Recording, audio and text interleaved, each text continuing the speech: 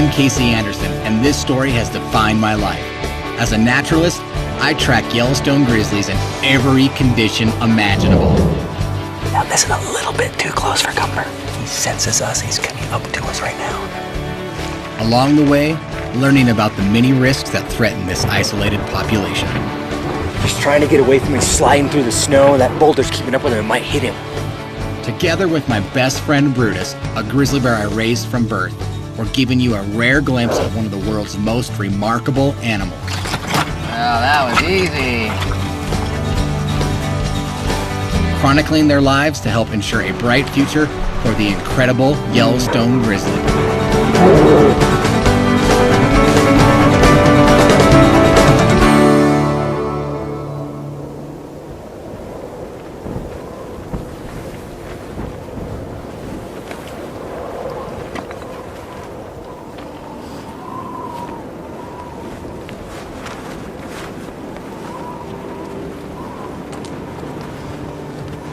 It's 5 a.m. It's cold, windy, and miserable out here. I'm high above the tree line just outside of Yellowstone National Park, and I'm here to witness one of the most incredible grizzly bear behaviors, and maybe one of the most incredible behaviors in the animal kingdom.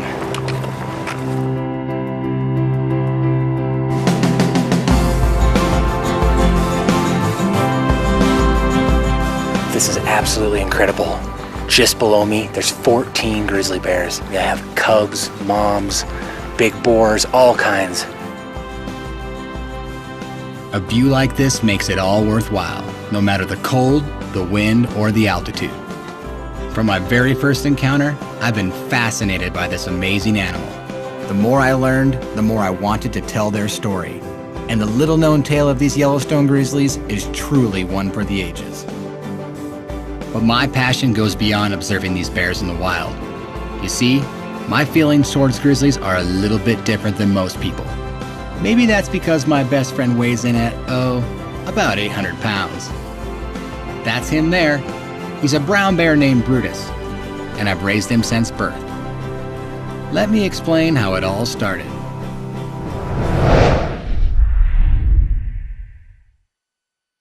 I was born in Helena, Montana in 1975, the same year the Yellowstone grizzly bear was added to the endangered species list. Growing up surrounded by the Montana wilderness, it's no surprise I quickly learned about all the local wildlife. By Montana standards, this bear was very tame. Fast forward to college, and as I studied biology, I got more and more engaged in the wilder side of things. This is Patches the wolverine. And here's Hershey, Okie, and Brookie, 3 river otters I got to know well. In the winter, I ran a team of sled dogs, anything to be outside and working with animals. Before I knew it, I was the curator at a wildlife park, visiting an elephant orphanage in Kenya and hanging out with some amazing crocodiles. And yes, these jobs come with their occasional bumps and bruises, like the time a mountain lion gave me a pretty good thrashing. But hey, if it's your passion, you lick your wounds and turn the corner. And that led me straight to Brutus. Here he is, about 5 months old. Throughout my life, I've been called the animal magnet because animals always seem to find me.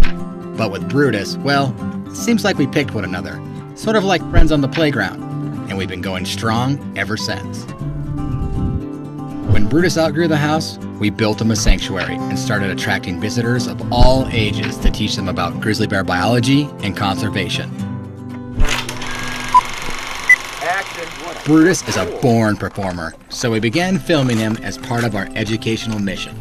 Here he stars in a picnic parade scene in a public service video. As you can see, we're on a movie set here demonstrating why it's so important to keep a clean camp in grizzly country. Brutus has been a huge part of my life. He's sort of like, well, he actually was, my best man. Today, Brutus is a 6-year-old in the prime of his life.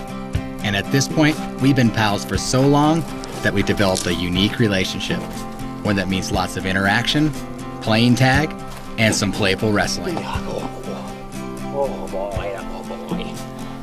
I even get an occasional grizzly kiss. All things that you would never think about doing under ordinary circumstances. In fact, the trust and respect that allows us to be this close is simply one of a kind. In other words, do not try this at home. What a good boy. Bears are among the most massive and powerful animals on Earth.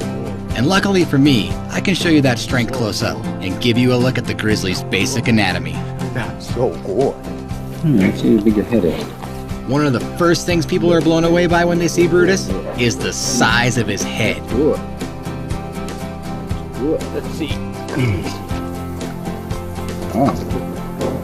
He's got a 56-inch head. That's as big as a beach ball. Got a big head, Brutus. And check out that muscular hump on the upper back. This helps differentiate a grizzly from other bears in the wild. From the side, you can see that Brutus measures 44 inches tall and 6 feet in length. But when they're on all fours, it's tough to see how big these bears really are. Good boy. Let's show him how big you are. Hup. Good. That's big. Give me a high five. Good boy. Give me another high five. Good boy. When standing, Brutus towers 7 feet 8 inches tall. That's 7 inches taller than Shaquille O'Neal. In just a few more years, he'll be full grown, topping out at over 8 feet tall. So there you have it. If you ask me, it's a pretty impressive package. Now just imagine seeing all of this in the wild.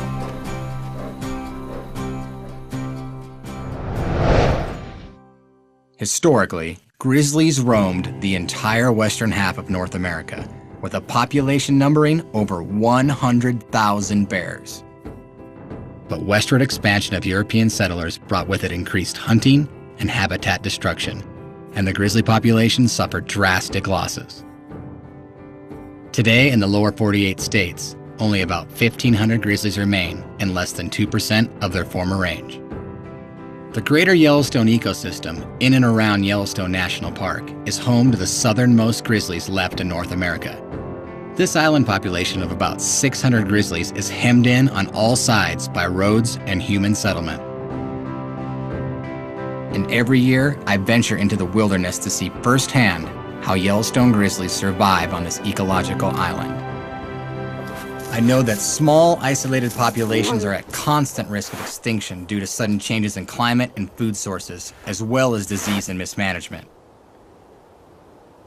And once an island population is gone, natural recovery is nearly impossible. My journey begins just outside the western border of Yellowstone National Park, in an area I return to every year. I arrive at this cabin just in time to see the last act of winter.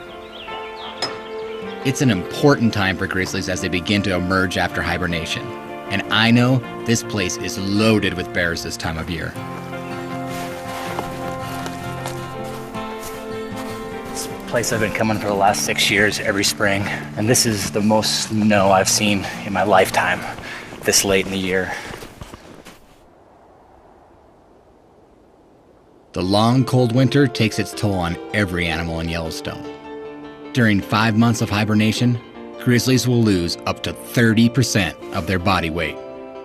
Other species like bison, wolves, and moose are exposed to the winter's harshest elements as they constantly search for food. In fact, this winter's been very hard.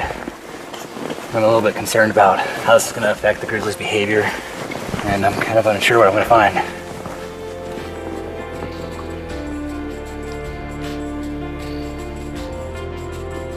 This is prime springtime grizzly bear habitat in the Yellowstone ecosystem. Whether it's eating the plants, the grass, or its roots and bulbs, this semi-arid landscape is exactly where the grizzlies come for their first meals of the year. Though snow might make it difficult for the grizzlies to find food, it'll actually make it easier for me to find them because it's pretty much just all white out there, so their brown bodies will stick out very well. Right there. I think that's our first bear. I might try to get a better view, but I've got to be extremely cautious and stay downwind.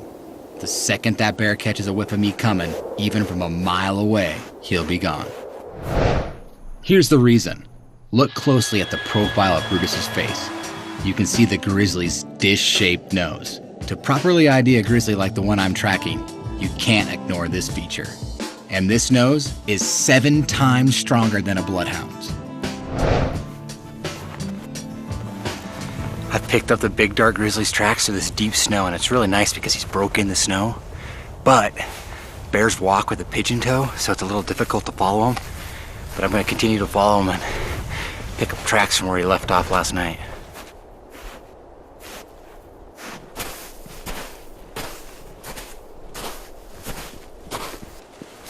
Still tracking that big male grizz through the snow, and I found some of his scat. By analyzing a bear's scat, you can see what he's eating this time of year. And it's real obvious at first glance here that it's primarily biscuit root. It's all chewed up. You can see little chunks of the root through there. This is a really good sign. The bears are finding something to eat despite the above average late season snowpack. But when I thought spring was finally on its way, winter just won't quit. And then things started getting really interesting.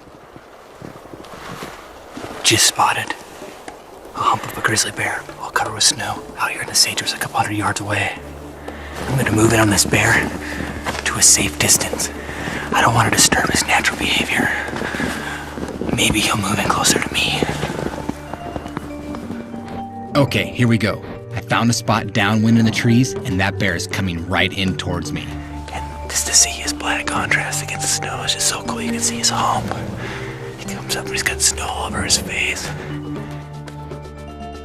He doesn't have a clue I'm here, and I'd like to keep it that way.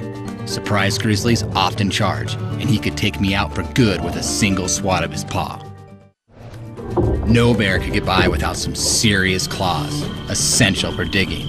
Brutus's claws are shorter than most, but wild grizzlies have claws up to 4 inches long. That's like a steak knife on each finger. The front paw checks in at 8 inches by 8 inches. Think dinner plates, and you get the idea. Luckily for me, this bear has got his eyes on the prize underground, and I'm able to observe him safely from a distance. Grizzly bear has to eat almost 20,000 calories a day, no matter what the weather's doing. This guy right now, I can see the mud flying. He's digging and this mud's flying up everywhere over the snow. It's really cool. The snow's really coming down now. He's actually bulldozing his nose through the snow to smell the ground a little better. Oh yeah, he just grabbed something and pulled it out of the ground. It's a pretty good situation. The wind's blowing in my face. The sagebrush is kind of high, so if I keep low, he can't see me. But he is moving my direction, so I gotta really keep my eye on him. I don't want him to disappear in the sage and then all of a sudden pop up really close. Keep on moving, buddy. Good. He's gonna walk right on by without even noticing me. That's just the way I like it. Well, here's the excavation of that bear I was just watching out here in the sage, and look at this. I mean, this bear did some serious digging. They've used their nose, they've come to this area, they're smelling things under the ground, and it's really obvious what they're smelling. If you look right here, that's a rodent nest. It looks like that bear pulled up a vole, a little rodent that burrows beneath the soil. It's a small snack for a big animal, but that's a good source of some much needed calories. They can really get in there and really move some earth. And what they're looking for is roots, rodents, and bulbs. You'd never guess that bears are foraging for newly sprouted plants. These are spring beauty corms. They're like little potatoes. And here, some biscuit root, a few dandelion leaves, and my personal favorite, wild onion. Another vital source of food is winter kill, the animals that have died during the harsh winter and are now slowly decomposing. Bears, with their highly sensitive noses, are often the first to find them. Once a bear tucks into one of these, it won't be leaving until it licks the bones clean. But for the grizzlies in this area, their true bread and butter this time of year is mostly underground. This actually reminds me a lot of what Brutus does back home, tearing up the ground. That's what grizzly bears love. We can't get too close to grizzlies digging in the wild, So to show you how it's done, I'm gonna give my friend Brutus a similar challenge. He's not a bull eater, but he loves salmon, a staple food source for many wild bears. Let's see what happens when we invite him in for a closer look. So I've hid some salmon up here in the ground. You can see he's using that nose to try to find it underneath, just like they do in the wild when they're looking for the bulls.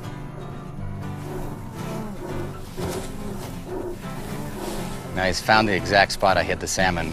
And what he's doing, he's trying to get that scent all over his body to mask his own. Out in the wild, grizzly bears smell horrible because every dead thing, stinky thing they come along to do this behavior right here. They just roll around in it, cover up their scent. So when they're sneaking up on prey, they smell like a dead thing, not an actual bear, so things don't get afraid of them. Brutus has used his sense of smell, identified a food source underneath the ground. He's using those big claws and this big muscle mass right here that powers those powerful forearms that makes grizzlies excellent excavators. Now, he's doing something really neat right now that I've actually seen a lot of grizzly bears do. He doesn't want that salmon to get any more dirty, so he actually flips it up on his paw, lifts it up, and utilizes it just like a dinner plate. Now, he's found most of the small chunks of salmon, but the mother lode very deep in the ground, and I know he's smelling it right now. Now he's really digging in. You can really see that humping working. You can see his claws working. So Brutus has found the mother lode. He's dug 3 feet in the ground to get it. Now he's using his hole for a bed because it's nice and cool in the sunshine, huh, buddy? It's May and I'm heading back into the field to observe more springtime grizzly behavior. I'm also hoping to catch up again with that same dark grizzly bear out in this open meadow. I'm staying low to keep out of sight. And this is really unusual. A pair of sandhill cranes have come in around this bear and they're kind of following him around.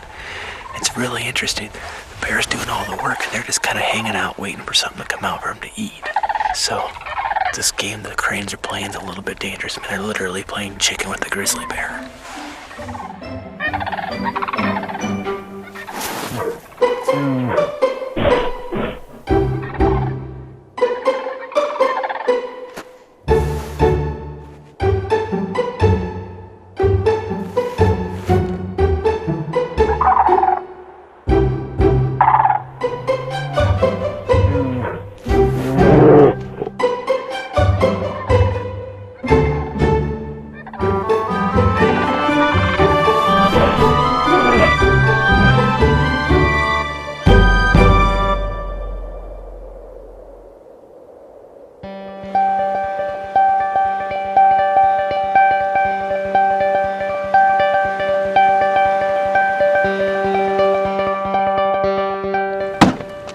At last, the weather thaws and spring arrives in Yellowstone. This means many more bears, including female grizzlies with newborn cubs, will leave their dens for the summer. To understand the health of this island population of grizzlies as a whole, we've got to get a sense of how these new cubs are faring. I'm wondering about 2 yearling cubs that I saw last spring. Did they survive the winter? And will they have left their mother's side this year?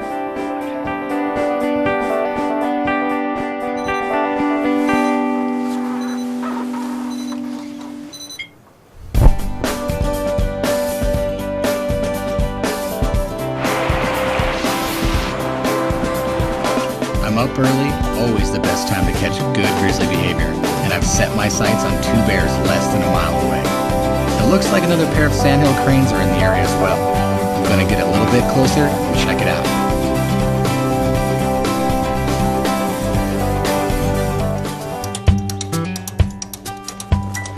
I just came up the hill here, right here in the mud. I see a really good set of tracks here, and in fact, there's 2 sets of tracks. As I look at them, it looks like they're probably subadults, just by the size. Adolescent bears are known as subadults until they reach maturity. Very obvious grizzly tracks. One way you can tell is the straight line of their toes, and then the obvious big claws sticking out a good inch away from the toes here. And as I followed them up, just up here, there's actually a big set of what looks like to be a big, large male grizzly bear moving in that direction. And then I look up, and just over here, I see the 2 subadults, and they're walking over here feeding up on this plateau. Amazing. These are the cubs I saw last year. I know bears that return year after year like clockwork to the same spot at the same time. Here's a look at the same bears alongside their mother last spring. It looks like these guys have made it. They've come back to the spot where Mom taught them to forage. It's a good sign these young bears are doing well. I get myself in a good, safe place where I can watch these two adolescents from above.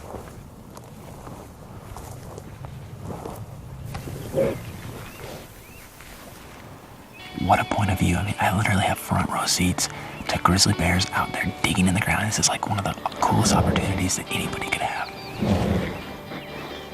And what subadults are there? Bears that have just been kicked away from mother. They could be 2, 3, 4 years old. But often once they're kicked away from their mother, they remain in these sibling groups. In the beginning of next year, they'll actually separate and live out the remainder of their life solitary. Now they're zigzagging around, actually kind of keeping their distance. And just now, they came together. Just like typical siblings, they got in a little bit of a fight.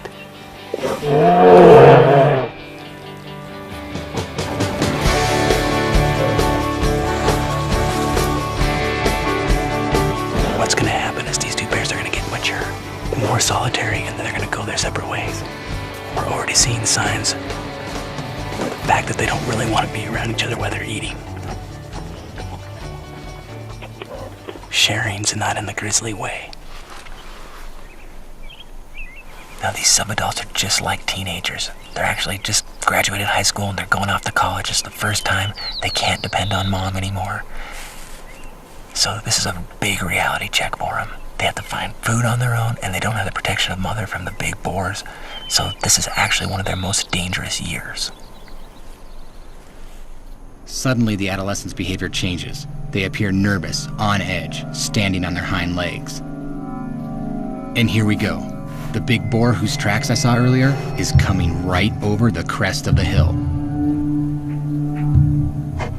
You listen to them, they're doing whooping. That means they're uncomfortable. They go, that means I'm upset. I'm not feeling really good with the situation.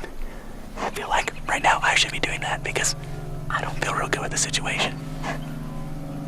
Adult male grizzlies are not social animals. They don't like competition for food or a female's affection.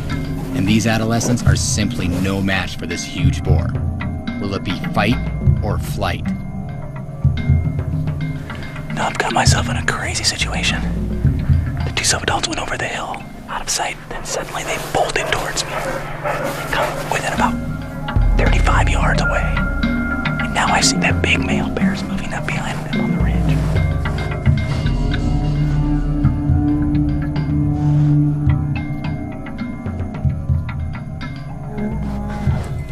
It looks like these guys know this isn't a fair fight.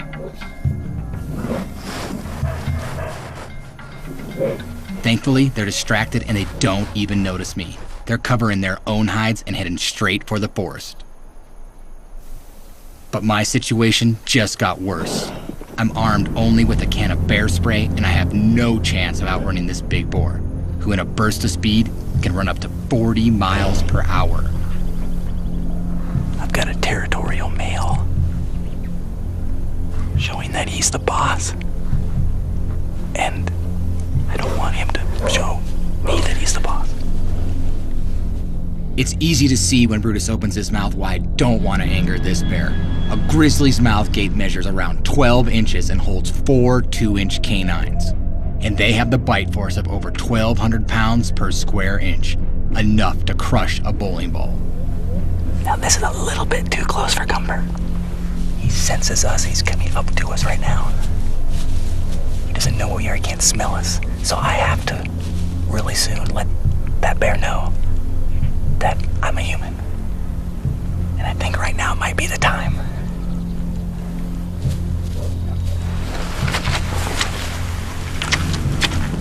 Hey, bear.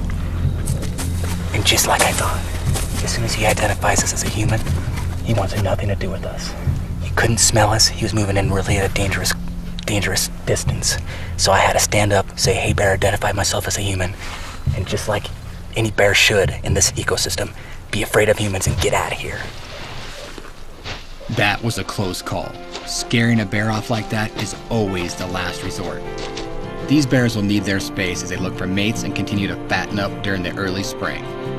I'll come back in a few weeks in the thick of Yellowstone's summer tourist season for one of the grizzly's favorite traditions, the pursuit of newborn elk calves.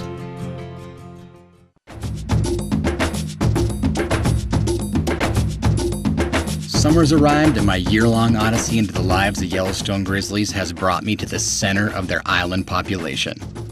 Yellowstone National Park, the world's first national park. This time of year, the entire ecosystem hums with life. It's hard to imagine the grizzly population is still at risk. Although food may be plentiful and weather kind, grizzlies confront a new challenge every day during the warmer months. People. Nearly 3 million tourists arrive mostly during the peak summer months, and managing them while preserving the grizzly's natural behavior is a big job. Today I'm going to soak up the experience of your typical park visitor. And that means driving the park's roads and looking for people, or more specifically, a bear jam. A gridlock of cars and pedestrians vying for a glimpse of a real live grizzly bear. And it doesn't take me long to find one. The source of all this attention is this beautiful blonde grizzly. What an amazing opportunity for all these people. Right above them, only 30 yards away, we have a young female grizzly foraging, eating grasses and dandelions. She's moving about, and I've actually watched her go over in an area with some rocks. She was turning over the rocks. I could see her paws really close, and she's probably ants underneath those rocks.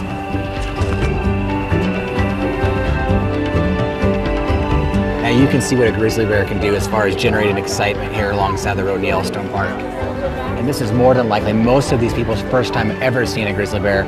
What an amazing thing it is to see in such a close distance.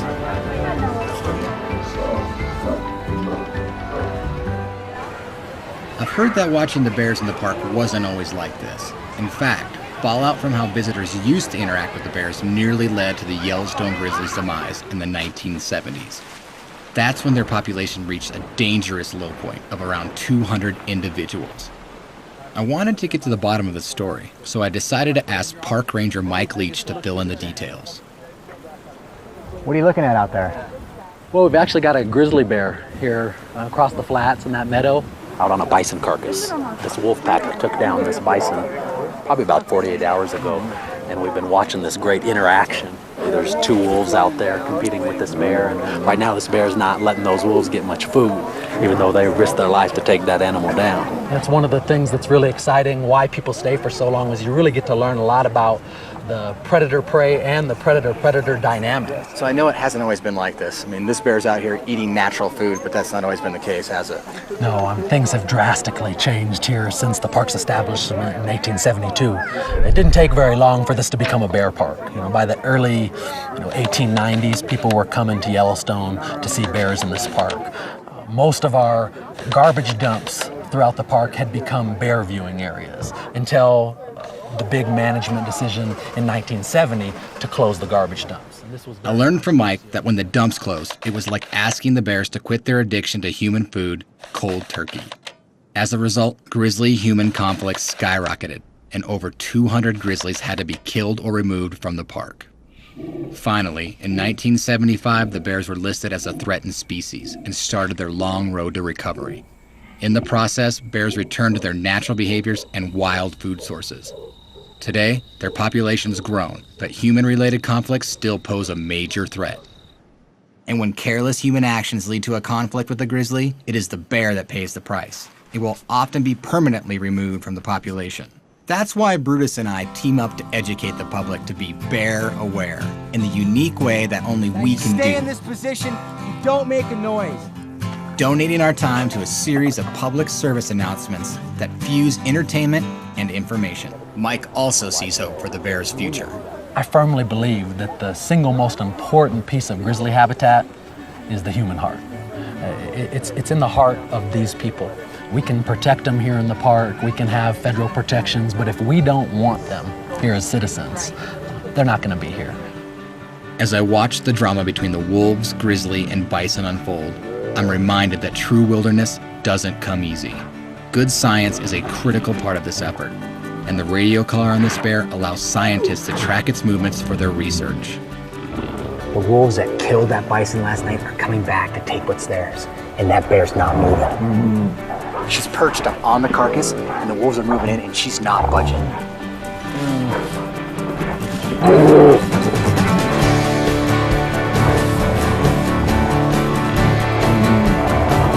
This is unbelievable. I mean, this is right from the roadside. I mean, I'm not the only one witnessing this. I mean, everybody here is literally having a National Geographic moment right from the road. I mean, this is really awesome.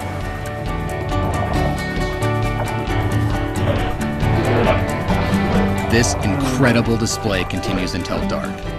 And then, with the full moon rising, it's time to turn in for the night. Tomorrow I'll be up before dawn, seeking out an elk herd, and a hungry grizzly or two to give them a run for their money. Of abundance, and as well as so sometimes you have to work a little bit harder to find a quiet place to call your own. Stayed in the tent at the campground. It's 5 a.m. I'm gonna do something a little more my style. We drive up to this trailhead, and it's take me up to this big high country plateau where there's a lot of elk and a lot of grizzly bears. I really hope to get back there, away from the people, and witness some grizzly bears chasing some elk calves.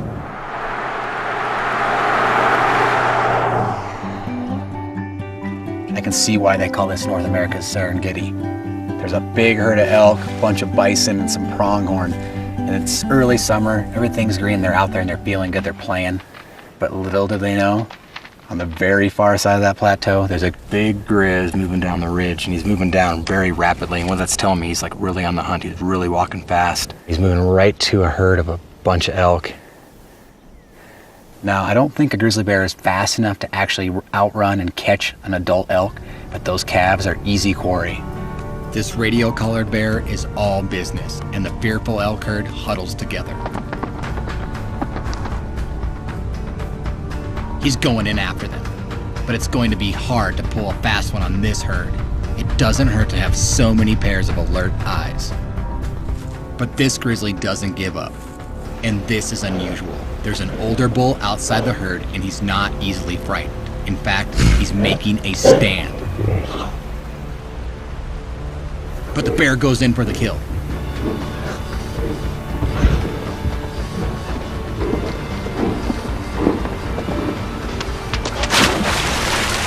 The grizzly reconsiders the icy swim. That's quite possibly the greatest escape I've ever seen. The sheer quickness and power of the grizzly never ceases to amaze me. Let's see if Brutus can give us a demo.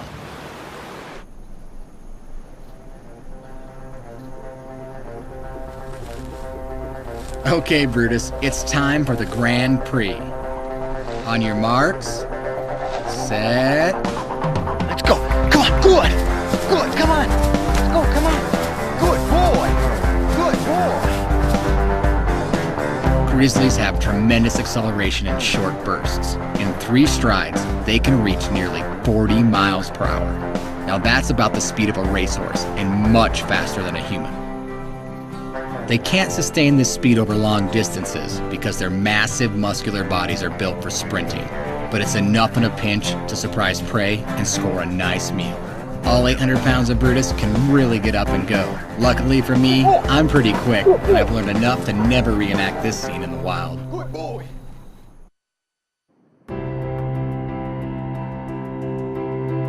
It's late summer now, and I'm making my way into this remote alpine world just as the last of the snow melts. I'm hoping to spot an annual migration that plays a critical role in the life and success of the Yellowstone grizzly bear. The stakes are high. As winter approaches, time is running out for them to store calories.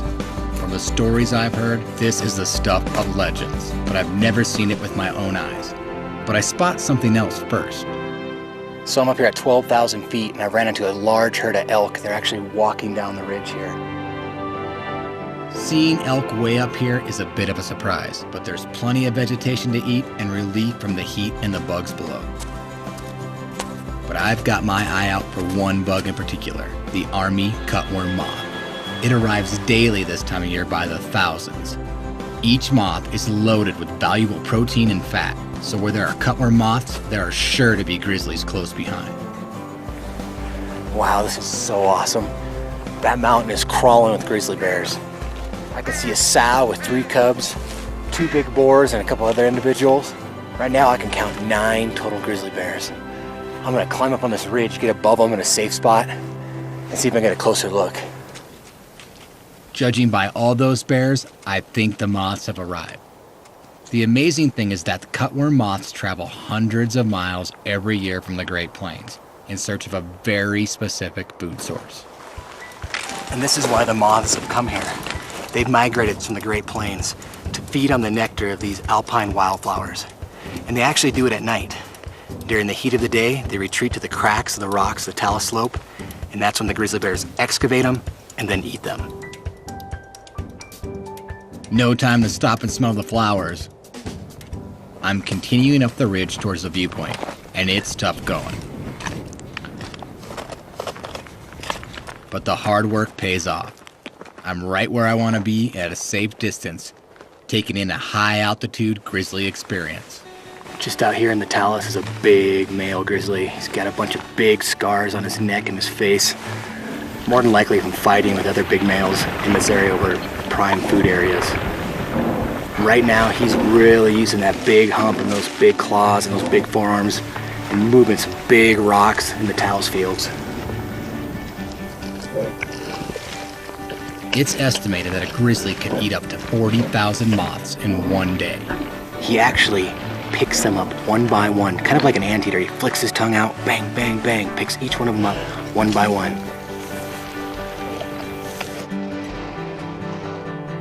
This bear is only the beginning. Over the next few hours, I see more bears than I've ever seen before on a single day. Nearly 20 individuals. And believe me, with that many bears in sight, it's an action-packed show. This morning is ridiculous. I've got bears down below me feeding, and just out here in the snowfield I have 2 other bears wrestling and playing.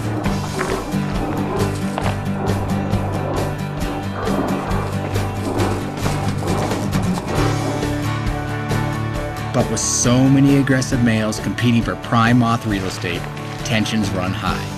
These 2 big boars chase one another for nearly 20 minutes. They're both aiming to be king of the mountain, and neither one's backing down. And just when I think things are settling down, a grizzly upslope kicks a massive boulder down toward this big man. He's trying to get away from me, sliding through the snow. That boulder's keeping up with him, it might hit him. As wild and unfamiliar as it is up here, I can't help but think of my friend Brutus, as these grizzlies display their incredible skills. Watching these bears move big, massive amount of rocks makes me wonder how strong Brutus really is. I saw from afar how the high alpine grizzlies make quick work of finding food in boulder fields like this one. Now I want to get a close-up look using Brutus. I'm baiting the challenge by placing salmon underneath the rocks. It's your first time on a talus slope, isn't it, buddy? What do you think of this talus? I'm digging it, look for food, just like the wild bears do. Look. Yeah. Dig around in it, look for food. Come on, Brutus, come on. There you go. Good boy. Yeah, good boy. Good boy. Yay. Good boy, Rudy.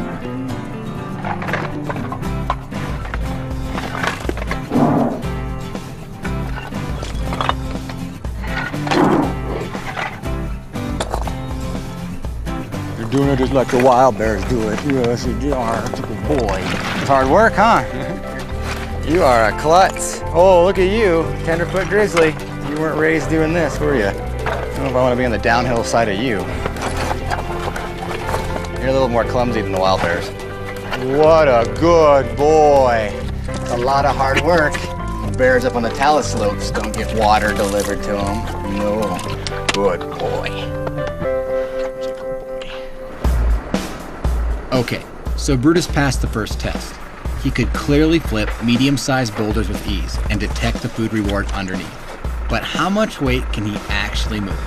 It's time to find out with a second trial. A series of large boulders, each heavier than the next. Okay, Brutus, let her rip. Something underneath these rocks. Yep. Good boy, good. Well, you can try it the hard way. Not hard for you, though. That's too easy. Try one a little tougher than that. The next boulder is even larger, but Brutus doesn't seem to mind.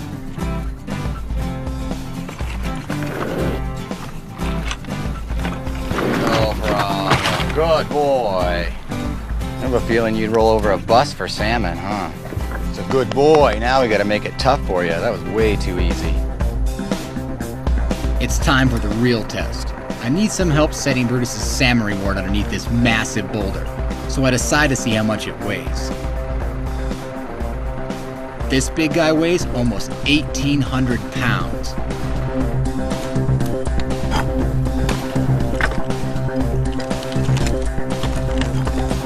Rudy, think you move this big rock? There's something underneath it. Move this big rock. Huh? See how strong you are. Yeah, good.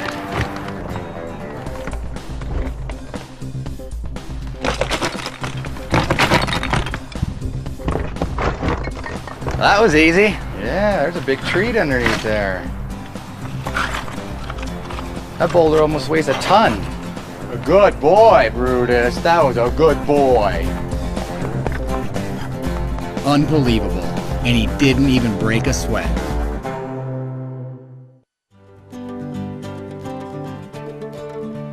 Back in the high country, the strong midday sun beats down, and the bears with their bellies full of moths find a comfortable nook to take a little siesta. Not a bad idea. I discover a sweet little cave out of the wind and go about setting up my camp stove for a hot drink.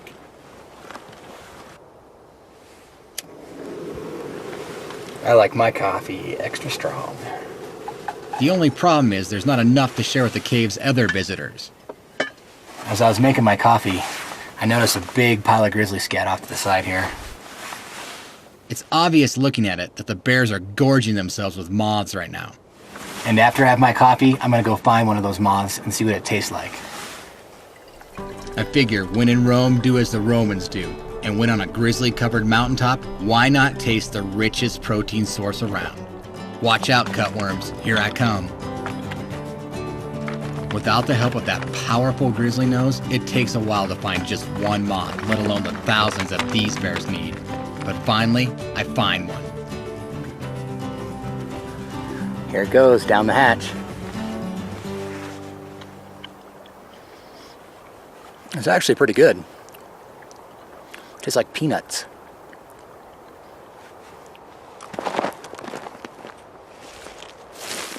Now that my moth cravings are satisfied, I head down the mountain towards camp. But what's that in the distance? Wow, what a lucky break. We're actually seeing the future of Yellowstone's grizzlies right here, a mother with 2 cubs. And I can tell from their size that these tiny cubs are less than a year old, and this is their first alpine trek. I settle in to watch the show. This is just the way I like to view grizzly bears. I got a big cliff between us. It's completely safe. The wind is in my advantage. They can't smell me. I can completely watch them do their natural behavior. And this is really cool because I'm sitting here watching Mama teach the next generation of cubs how to dig out moths. And these are the bears that are going to be coming back to this mountain.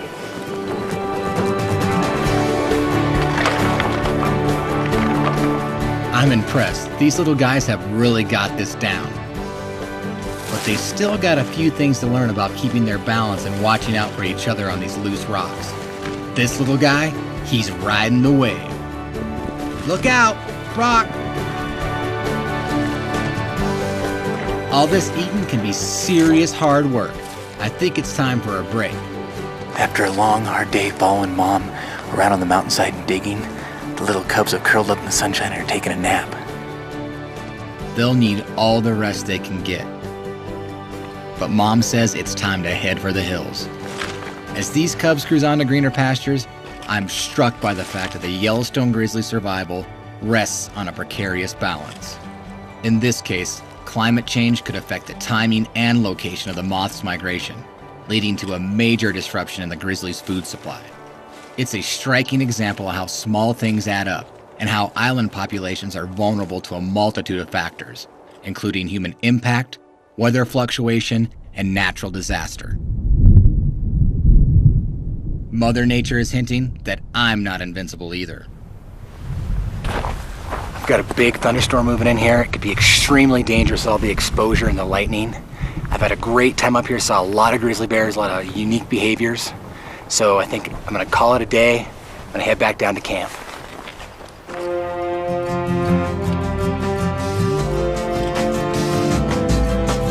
This experience will stay with me for a lifetime. Yellowstone grizzlies have come a long way, but they're not out of the woods yet. An island population is never truly safe from extinction. But maybe ensuring their survival starts with action. For starters, we can reconnect this island territory to the remainder of North America's grizzly country.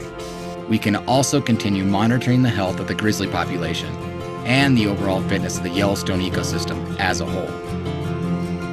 Someday, the grizzly may reclaim a good portion of its natural range.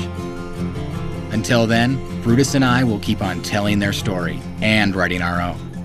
We're already looking forward to the next chapter.